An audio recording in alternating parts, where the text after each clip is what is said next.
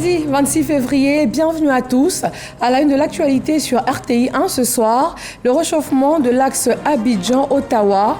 Le vice-président ivoirien Tiemoko Meïlie Koné a reçu l'ambassadeur du Canada en Côte d'Ivoire. Il a été entre autres question de la prochaine visite à Abidjan de la présidente du Sénat canadien, avec l'ouverture à cette occasion de la Chambre de commerce Canada-Côte d'Ivoire. À Paris, la Côte d'Ivoire continue sa campagne pour faciliter l'accès des produits agricoles au marché européen. Notre pays respecte les normes du marché européen et le ministre Covenant Kwasi Adjoumani en a parlé ce lundi avec des parlementaires ainsi que des membres du patronat français.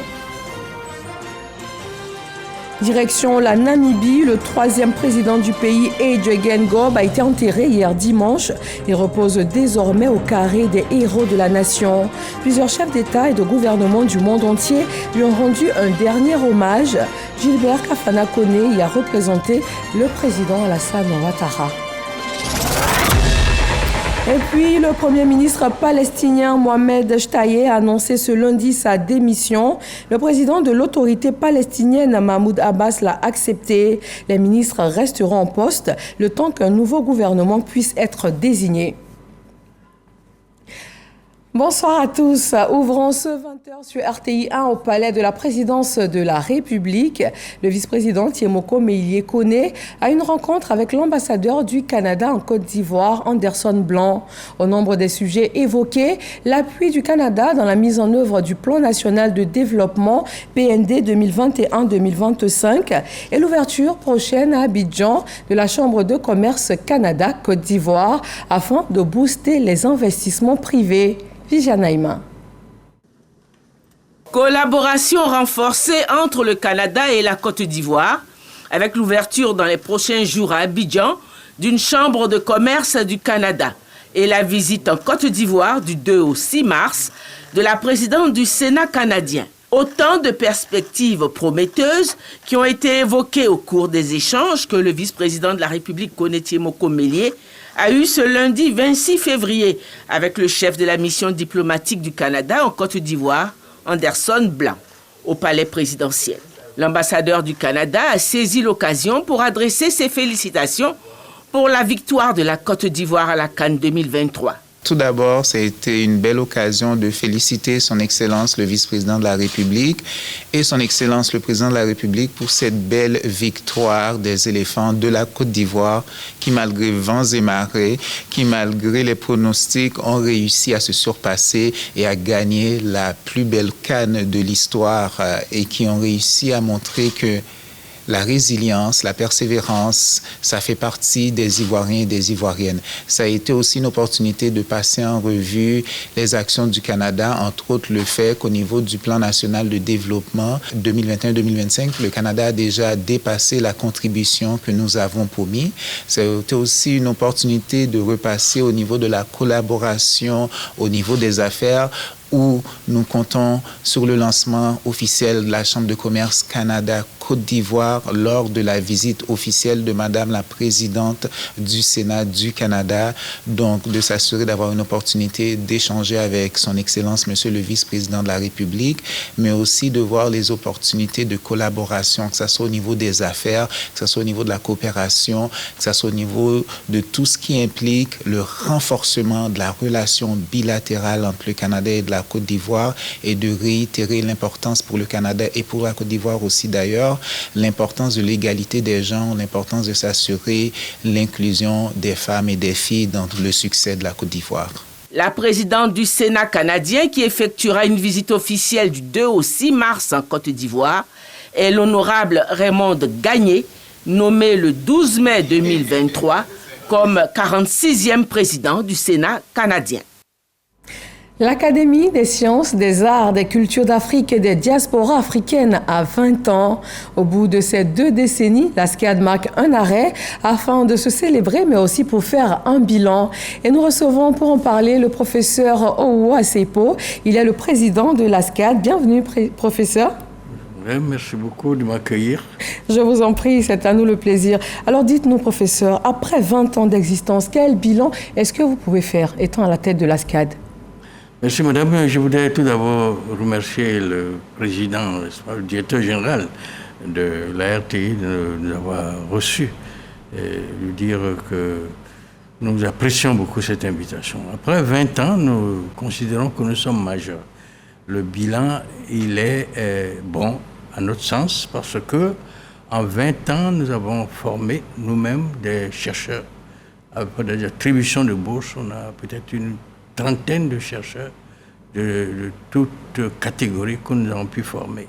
Ensuite, nous avons contribué à la connaissance de la Côte d'Ivoire en publiant de nombreux livres que je ne citerai pas ici. Mais parmi nous, il y a beaucoup d'auteurs et même qui sont dans les académies prestigieuses étrangères. Nous avons donc contribué à notre façon à défendre, si vous voulez, l'autorité, la respectabilité de la Côte d'Ivoire. C'est ce que l'Académie est chargée de faire. Donc nous considérons que notre apport est positif, mais puisque nous avons atteint 20 ans, il va falloir passer à une autre étape. D'accord, un bilan positif, des chercheurs formés, des grands auteurs qui en ressortent. Si on vous demandait de prioriser sur tout ce temps-là, quels sont les résultats majeurs que vous avez enregistrés? Le tout premier, ce serait quoi, par exemple? Je crois que la formation des chercheurs. Oui, la formation des chercheurs. Parce qu'il faut commencer par la formation des chercheurs. Et nous avons formé des chercheurs qui font notre fierté. Nous avons découvert qu'il y a beaucoup d'intelligence en Côte d'Ivoire qui ne demande qu'à être traitée, à être... si vous voulez, introduite dans la société.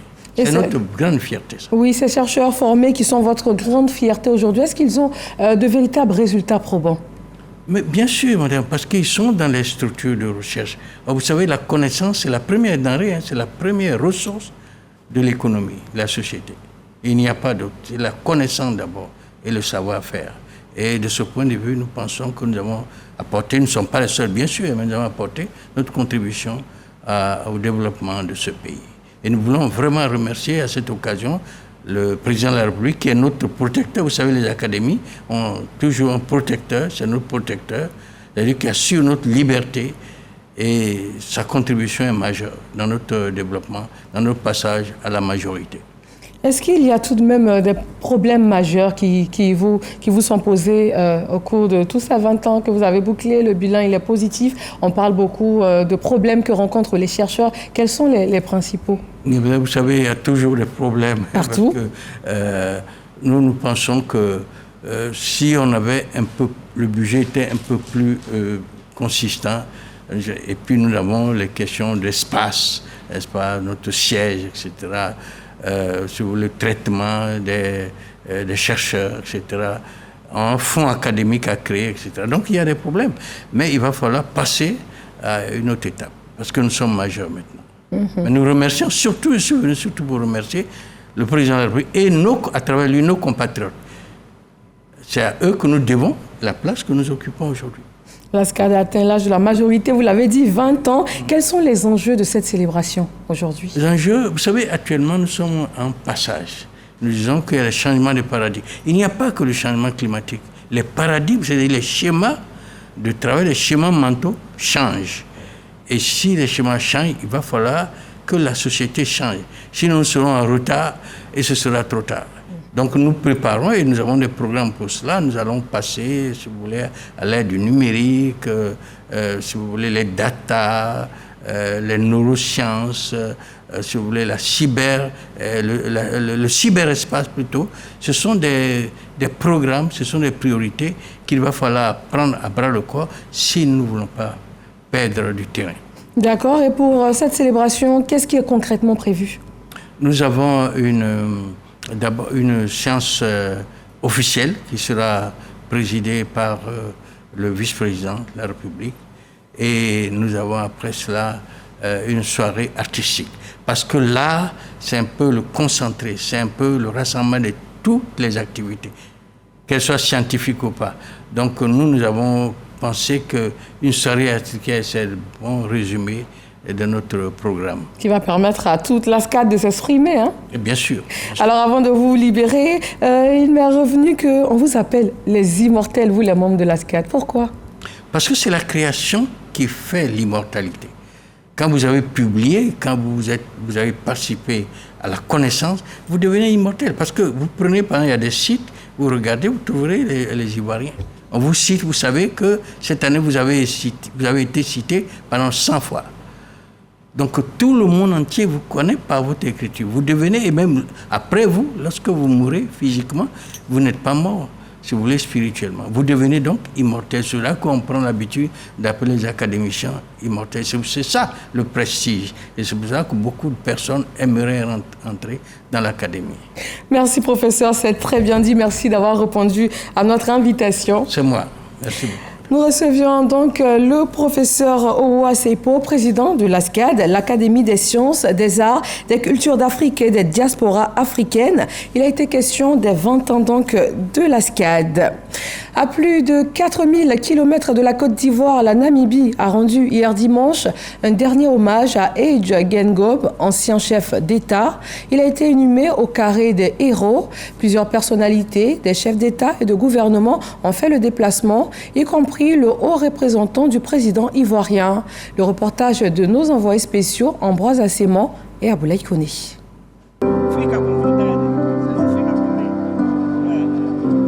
Ces milliers de personnes portant le drapeau namibien sont venues faire leurs adieux à leur président.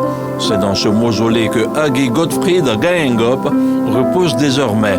Mais avant son inhumation, sa dépouille mortelle a encore reçu dimanche des éloges, des hommages accompagnés de 21 coups de canon, tandis que des avions de chasse survolaient le carré des héros. Et puis enfin, l'hymne national de la Namibie. C'est la toute première fois que la Namibie enterre l'un de ses présidents depuis son indépendance de l'Afrique du Sud en 1990.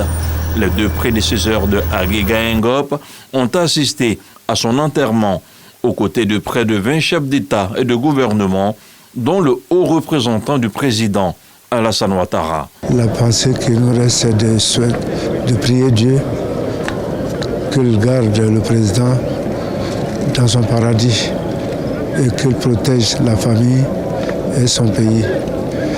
Et je le fais au nom du président Alassane Ouattara. Que Dieu les bénisse.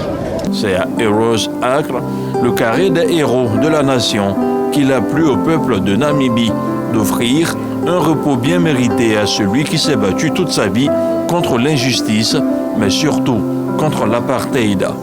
Distant d'une dizaine de kilomètres de Windhoek, le carré des héros est composé d'un obélisque en marbre, d'une statue en bronze représentant le soldat inconnu et d'un cimetière de 174 tombes.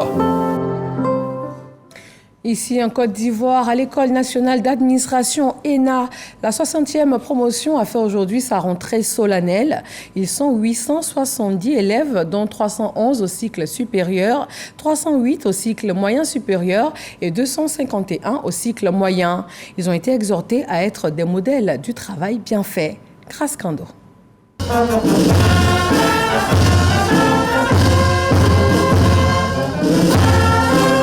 Cérémonie riche en sons et en couleurs à l'ENA, l'École nationale d'administration, ce lundi, où la 60e promotion effectue sa rentrée solennelle. L'événement est marqué par le défilé des 3 cycles de la promotion entrante et la passation des traditions entre les doyens d'âge des 59e et 60e promotions. Ils sont au total 870, tous cycles confondus, qui accèdent à cet établissement au titre de l'année 2024. Très heureuse d'intégrer ce temple du savoir et je tiens aussi à saluer le leadership transformationnel de Madame la ministre d'État, de toujours vouloir nous inculquer ces valeurs que sont la rigueur, la discipline et la cohésion. L'ENA est une école de prestige. Nous nous sentons incroyablement chanceux de faire partie de cette 60e promotion et nous nous engageons à apprendre avec abnégation afin de devenir les fonctionnaires nouveaux que l'administration ivoirienne attend de nous. Les 3 premiers des différents cycles reçoivent des ordinateurs. Ils ont obtenu une moyenne entre 12,40 et 15,50. Ces résultats importants résultent d'initiatives et de réformes engagées depuis 2021 et renforcées en 2023 au nombre de celles-ci. Retenons les félicitations accordées pour faire acte de candidature. Il s'agissait juste pour les candidats de téléverser en ligne en une seule fois leur dossier de candidature avec la possibilité d'une inscription multiple. Il y a également à retenir la déconcentration de l'étape de présélection qui a permis en 2023 d'ouvrir des centres de composition dans les villes d'Abidjan, de Daloa et de Yamoussoukro. La ministre d'État, Anne-Désirée Ouloto, invite ces nouveaux apprenants à s'investir pleinement dans leur formation. Je vous engage dès à présent à une prise de conscience de ce qui vous attend et de ce qui est attendu de vous. Le travail, la discipline et le respect des règles établies. Vous devez avoir en permanence à l'esprit que vous serez forgé dans la perspective de l'avènement du fonctionnaire nouveau, bien formé, compétent, efficace et dont le comportement et les pratiques vertueuses sont assis sur les valeurs éthiques et républicaines. Mise en œuvre de programmes et d'actions de formation de qualité, amélioration de l'environnement de travail, promotion d'une culture aiguisée font partie des réformes engagées par l'ENA. Il est dans la capitale française. Le ministre d'État, ministre de l'Agriculture, du Développement rural et de production vivrière, positionne les produits agricoles made in Côte d'Ivoire. Ils sont aux normes du marché européen. Et Kobenan Kwasi Adjoumani n'a pas manqué de le faire savoir aux parlementaires et membres du patronat français avec qui il a échangé. Il s'agit surtout pour lui d'attirer des investissements nouveaux et d'ouvrir aux produits ivoiriens l'accès au marché européen. Lansine Bakayoko, envoyé spécial à Paris. À l'Assemblée nationale, le ministre d'État, ministre de l'Agriculture, du Développement rural et des productions vivrières, a sollicité le député Philippe Brun, par ailleurs président du groupe d'amitié Côte d'Ivoire-France à l'Assemblée nationale française, pour plaider la cause de la Côte d'Ivoire en relation avec l'accès de ces produits au marché européen. Nous avons décidé au niveau de notre pays de géolocaliser toutes les plantations de cacaoyers. Nous avons également recensé tous les planteurs qui sont donc dans nos forêts et qui produisent le cacao. Cette bataille pour le respect des normes engagée par le ministre d'État, Kobenan Kwasi Adjoumani au Palais Bourbon, est portée fortement par le groupe agro-industriel SIFCA, une des grandes victimes potentielles en cas de fermeture des frontières européennes. Ça fait des années qu'on trace déjà notre caoutchouc, notre huile de palme et qu'on traite avec un certain type de planteurs, c'est-à-dire ceux qui ne déforestent pas. Philippe Brun a assuré de la solidité de l'axe Paris-Yamoussoukro. La question bien sûr de la souveraineté alimentaire qui est un objectif que nous partageons, la question de la montée en puissance de l'agriculture en Côte d'Ivoire et de la production agricole qui sert non seulement les intérêts de la Côte d'Ivoire mais les intérêts du monde entier. Au siège du patronat français où Kobenan Kwasi Adjoumani s'est également rendu, le MEDEF a assuré de la disponibilité de ses membres à investir en Côte d'Ivoire. C'est important qu'il y ait cet échange, l'identification des questions importantes pour la souveraineté alimentaire de la Côte d'Ivoire et savoir comment on peut paramétrer les investissements d'acteurs français en Côte d'Ivoire. Des engagements d'investissement dans les chaînes de valeur agricole qui rassurent Kobenan Kwasi Adjoumani. Nous leur avons fait savoir que notre pays a produit le cacao, la noix de cajou, pour nourrir l'Europe et les autres pays. Et en retour, nous souhaitons que l'Europe et les autres pays viennent nous aider à nourrir nos populations. Et vous savez très bien que dans ce domaine précis, il est plus question de sécurité alimentaire, de souveraineté alimentaire, où il va être question de faire des productions végétales et des productions animales et halieutiques. Si toutes ces intentions se concrétisent, ce sera un grand pas dans le processus de transformation structurelle de l'économie ivoirienne. Une mission du MEDEF est attendue à Abidjan en juillet 2024. De Paris, je vous amène à Abu Dhabi. La 13e conférence ministérielle de l'OMC s'y tient du 26 au 29 février. Pendant cette période, la capitale des Émirats arabes unis devient la capitale du commerce mondial. Sur place, le ministre ivoirien du commerce et de l'industrie, Souleymane Diarra-Souba, décline les attentes de l'État de Côte d'Ivoire. Retrouvons notre envoyée spéciale, Victorine Yao Yobwe. Faire entendre la voix de la Côte d'Ivoire à la 13e conférence ministérielle de l'OMC, Organisation mondiale du commerce, à Abu Dhabi aux Émirats arabes unis. Cette tâche difficile mais pas impossible est confiée à Souleymane Diarra-Souba, ministre du Commerce et de l'Industrie. Les défis sont nombreux. Il y va de la soutenabilité du développement futur de la Côte d'Ivoire. Souleymane Diarra-Souba a toutefois dégagé les priorités du moment, telles que la transparence dans le commerce des produits agricoles. La Côte d'Ivoire est un grand pays agricole, donc il est important que nous soyons vigilants par rapport aux règles de commerce international liées à l'exportation de nos différents produits. Raison pour laquelle nous allons en tout cas soutenir au titre de cette CM13 que l'agriculture soit encore réaffirmée comme priorité de la CM13 de cette conférence ministérielle, et que les débats également puissent se poursuivre par rapport au soutien que l'OMC doit apporter sur la problématique de la sécurité alimentaire, et que les règles de l'OMC soient transparentes pour tout le monde, notamment pour les pays qui continuent de soutenir encore abusivement souvent certains produits agricoles au détriment des règles de transparence et d'équité au niveau du commerce international, notamment au titre du commerce du coton.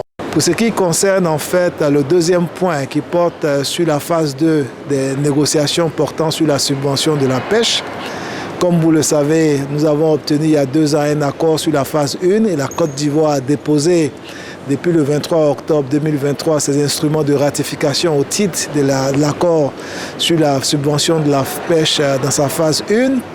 Et au niveau de la phase 2, en fait, ce que nous demandons, c'est d'avoir plus de flexibilité pour permettre à des pays comme la Côte d'Ivoire, pays en développement, de disposer d'une industrie de pêche et réaffirmer que, en fait, le soutien à apporter aux petits pêcheurs qui font de la pêche artisanale ou de la pêche de subsistance doit se poursuivre. Les négociations démarrent ce 26 février. La Côte d'Ivoire défend des intérêts communs aux autres États africains et à tous les pays en développement en général. Le maître mot à ces assises d'Abu Dhabi, la solidarité pour obtenir de l'OMC une marge de manœuvre suffisante pour définir une politique cohérente et volontariste de nos échanges commerciaux. D'environ 4% dans les années 80, la part de l'Afrique dans le commerce mondial est passée à moins de 2% à ce jour. À Abidjan, la capitale économique ivoirienne, le ministère de la Communication a effectué ce lundi sa rentrée budgétaire au titre de l'année 2024. Des travaux qui ont permis aux acteurs financiers de ce département ministériel de pouvoir présenter les mesures d'encadrement de l'exécution du budget. Jean-Marc Jadi. 52 membres de direction de structures sous tutelle du ministère de la Communication entament des réflexions sur la régulation budgétaire, la mise à disposition des subventions de l'État et les financements extérieurs. Le cadre est planté pour la rentrée budgétaire du dit département ministériel au titre de l'année 2024. Ambition de ces travaux, accentuer la transparence et le respect des procédures de l'exécution du budget de l'État. Quand le budget est mis en place et qu'il doit être exécuté, il y a des principes d'exécution de ce budget-là. Et ces principes nous sont dictés par la Direction générale du budget et des finances. Et il nous appartient en tant que responsable de la fonction financière ministérielle de répercuter donc ces mesures d'encadrement du budget au niveau des responsables d'unités opérationnelles et puis essayer de nous entretenir avec les responsables de programmes pour que nous ayons la même lecture pour faciliter donc l'exécution du budget. Cette rentrée budgétaire s'inscrit dans le cadre des règles relatives au contrôle des lois des finances en Côte d'Ivoire. Au vu de l'importance des missions de son département, le ministre Amadou Koulibaly sensibilise. Les passations de marché qui en général sont le goulot d'étranglement qui fait que très souvent on en arrive à des situations où on ne peut pas exécuter tout le budget parce qu'on a voulu respecter toutes les procédures. On nous a dit aujourd'hui que ça peut se faire en ligne. Vous connaissez vos projets, il n'y a pas de raison que vous ne commencez pas dès à présent à passer tous les marchés. Les travaux de rentrée budgétaire répondent entre autres aux insuffisances de données statistiques, l'incohérence entre exécution des crédits budgétaires et les valeurs réalisées dans différents ministères.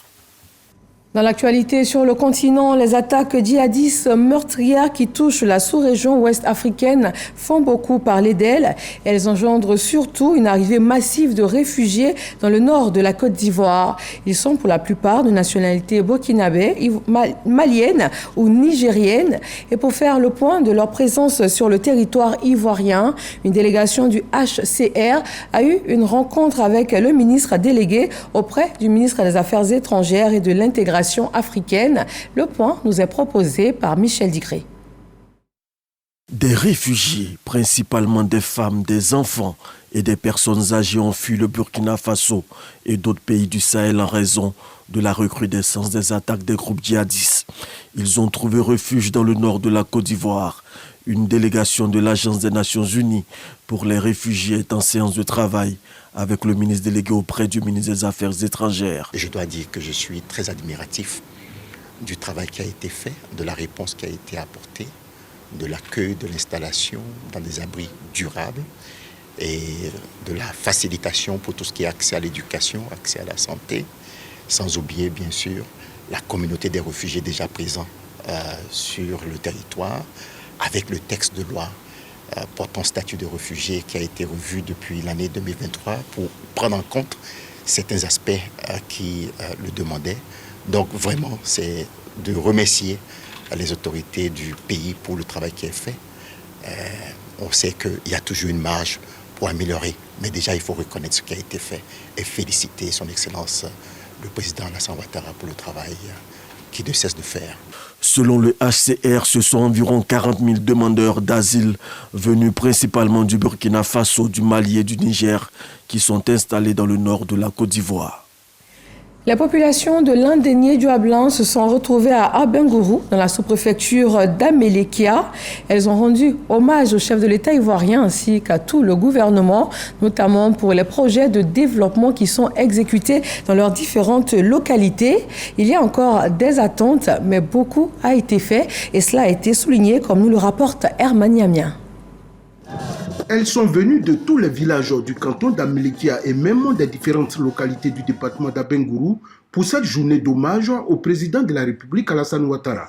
Ces populations ont tenu une fois de plus à dire merci au chef de l'État pour le développement qu'il a apporté dans la région de l'Indénié du Hablin, mais surtout pour avoir nommé certains fils de la région à des hauts postes de responsabilité dans l'administration ivoirienne, dont le plus illustre est l'actuel ministre des Affaires étrangères, de l'intégration africaine et des Ivoiriens de l'extérieur, Léon Adom Kakou Wadja, fils d'Amélékia. Ce grand rassemblement d'aujourd'hui se veut l'expression d'un hommage mérité pour le dévouement et l'engagement du président Alassane Ouattara à faire de la Côte d'Ivoire un pays émergent.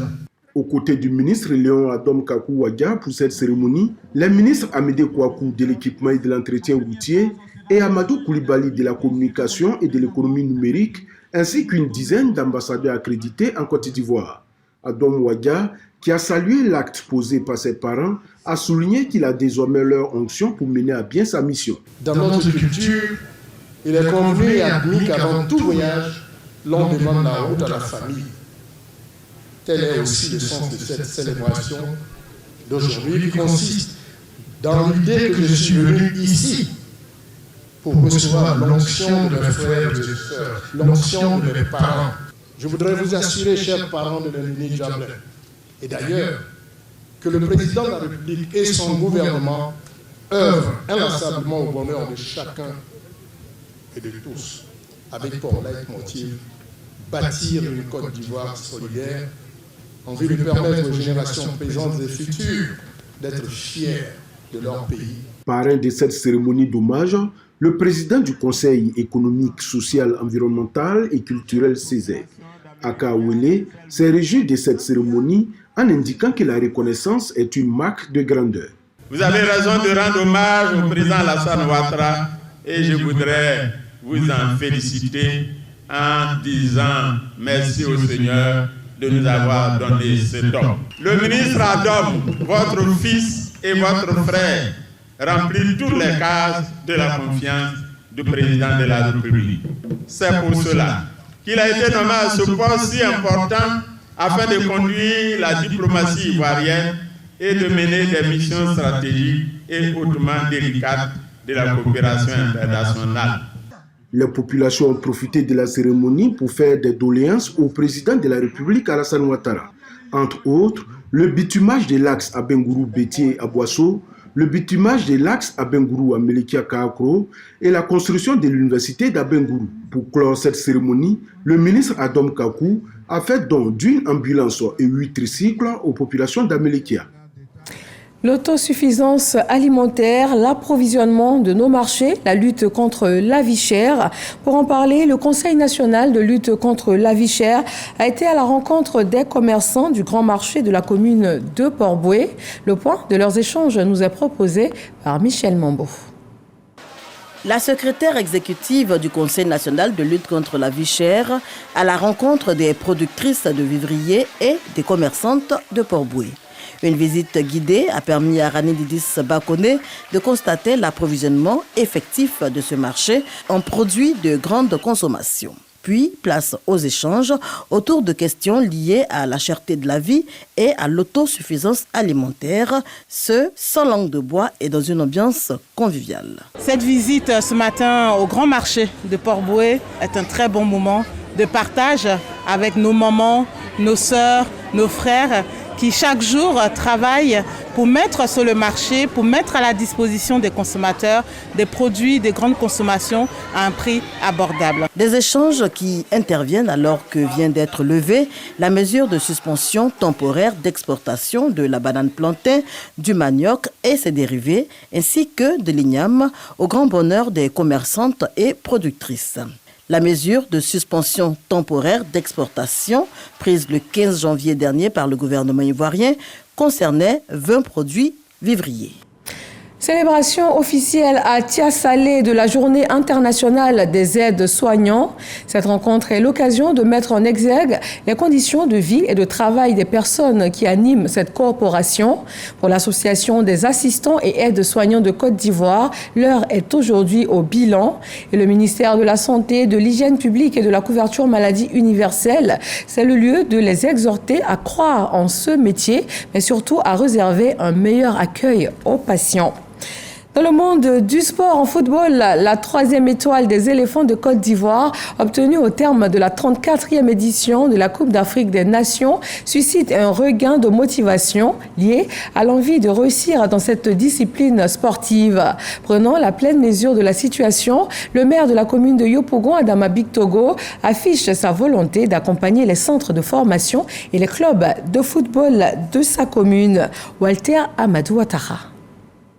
À cette rencontre, initiée par le conseil municipal, les promoteurs de centres de formation et de clubs de football de la commune de Yopougon réaffirment leurs différentes motivations et ambitions. Notre club existe depuis 2019. Mes ambitions, d'abord, c'est de pouvoir être demain un grand entraîneur, sur le fond un grand agent. J'ai déjà 2 joueurs à la SEC qui sont en équipe première et un joueur à l'académie Mimo Sifcom.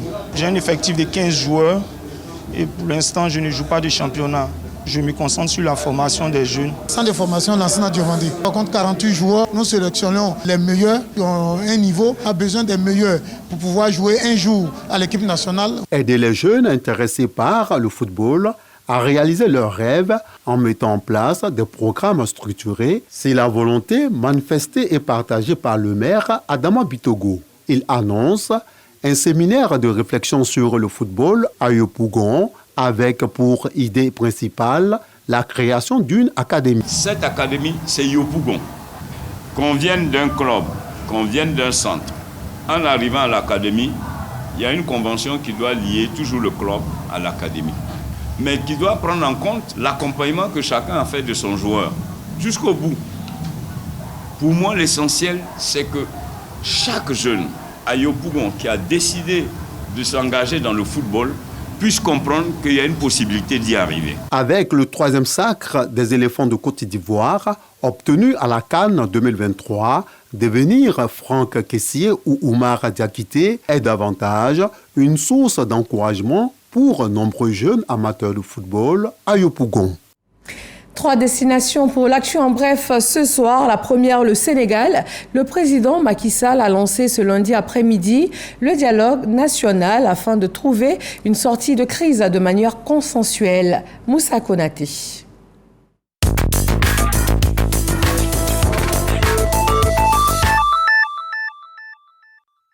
Le président du Sénégal a réuni ce jour des acteurs politiques et de la société civile pour des consultations. Une rencontre en vue de trouver un accord pour la tenue de la prochaine élection présidentielle. Macky Sall s'est donné 2 jours, lundi et mardi, pour trouver une sortie définitive à la crise que traverse le pays. Week-end sanglant au Burkina Faso, une série d'attaques terroristes enregistrées dans plusieurs localités du pays. Les attaques ont eu lieu pendant des offices religieux, aussi bien chrétiens que musulmans. L'attaque la plus meurtrière est celle du dimanche matin à Natiabouani, causant de nombreuses victimes. Le gouvernement de l'autorité palestinienne a démissionné. C'est le Premier ministre Mohamed Staye qui l'a annoncé lundi matin lors de la conférence de presse. Il a précisé que la démission a été déposée par écrit, mais qu'elle avait été annoncée quelques jours avant.